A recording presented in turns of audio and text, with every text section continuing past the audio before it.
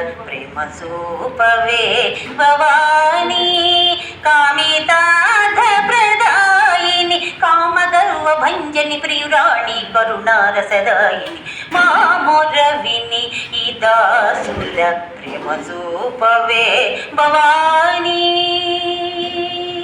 ఆగమంత సంచారిణి ఆశ్రిత జనావని, ఆగమంత సంచారిణి ఆశ్రిత జనావని, ముక్తి భాగ్యదాయిని, లక్ష్మీపతి పాలిని, చిద్రూపిణి, మా మొర విని ఈ దాసుల ప్రేమ సూపవే భవానీ.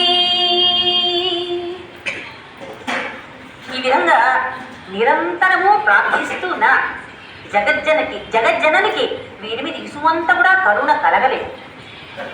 తుదకు పర్వతరాజు ఒక కృత నిశ్చయానికి వచ్చాడు. ఏమిటి అంటే, అడవులకు వెళ్ళి సంతానం కోసం ఉగ్రమైన తపస్సు నిశ్చయించుకున్నాడు. అతడు అడవులకు వెళ్ళి తపస్సు నిశ్చయించుకున్నాడు.